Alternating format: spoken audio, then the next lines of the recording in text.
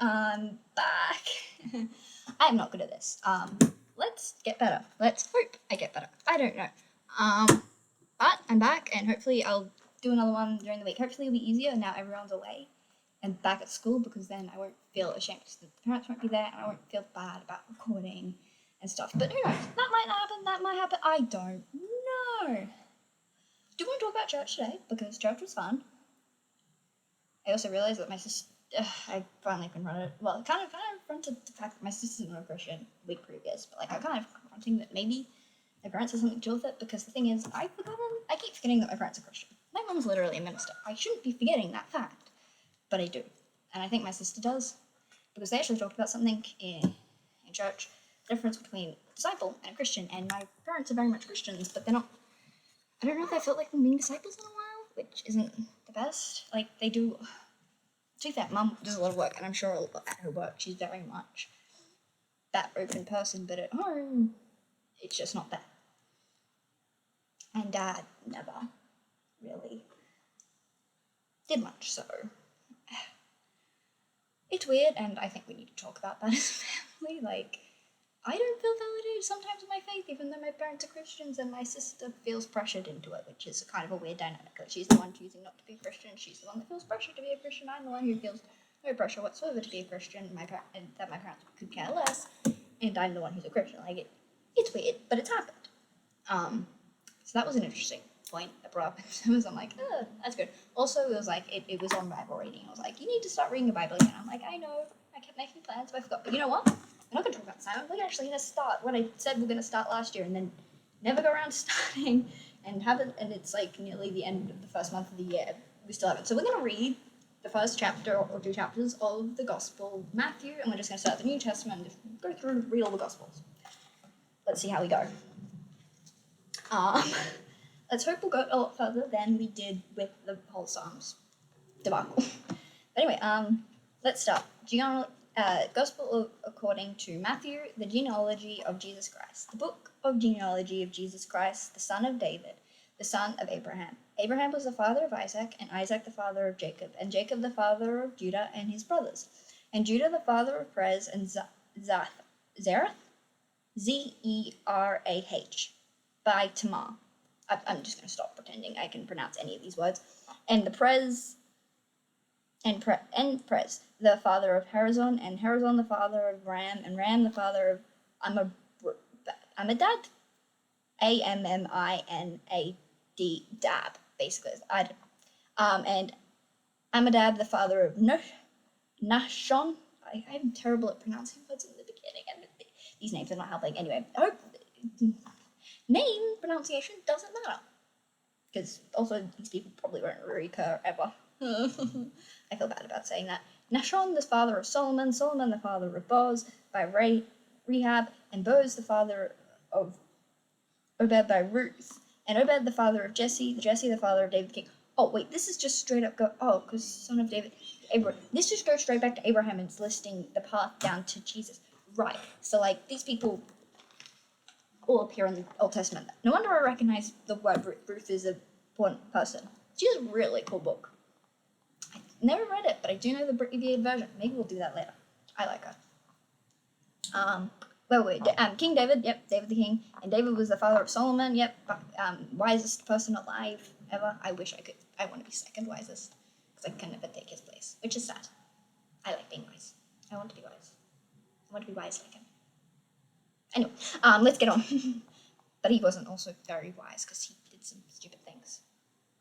Oh well. Anyway, Solomon the father of Rehoboam, and Rehoboam the father of Ajib, and Ajib the father of Ashap, and Ashap the father of Josaphat, and Josaphat the father of Joram, and Joram the father of Uriz, and Uriz the father of Jotham, and Jotham the father of Ahaz, and Ahaz the father of Heraclius, and Heraclius the father of Mahasa, and Mahasa the father of Amos, Amos the father of Joshua, and Joshua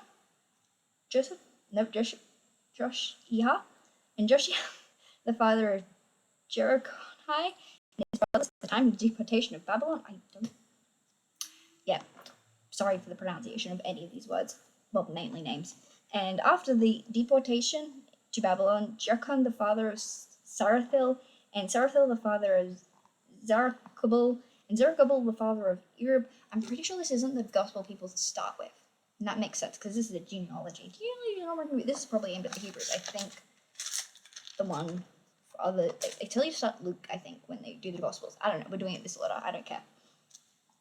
And Joseph the deportation of Babylon. And after deportation... a father of Sekel, and Sekel the father of Zerubbabel, and Zerubbabel father of Arabi, and Arabi the father of Elikamai, and Elikamai the father of Arzor, and Arzor the father of Zodiac, and Zodiac the father of Achim, Achim the father of Ilud, Ilud the father of Elonizer,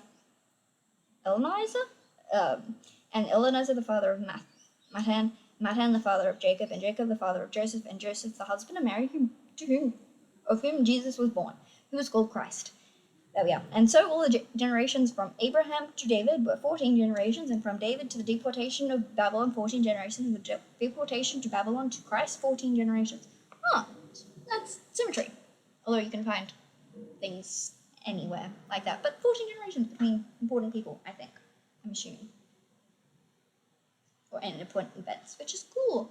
The birth of Jesus Christ. Now, the birth of Jesus Christ took place in this way when his Mother Mary had been betrothed to Joseph before they came together. She was found to be with child from the Holy Spirit, and her husband Joseph, being a just man and unwilling to put her to shame, resolved to divorce her quietly. But as he considered these things, behold, an angel of the Lord appeared to him in a dream, saying, Joseph, son of David, do not fear.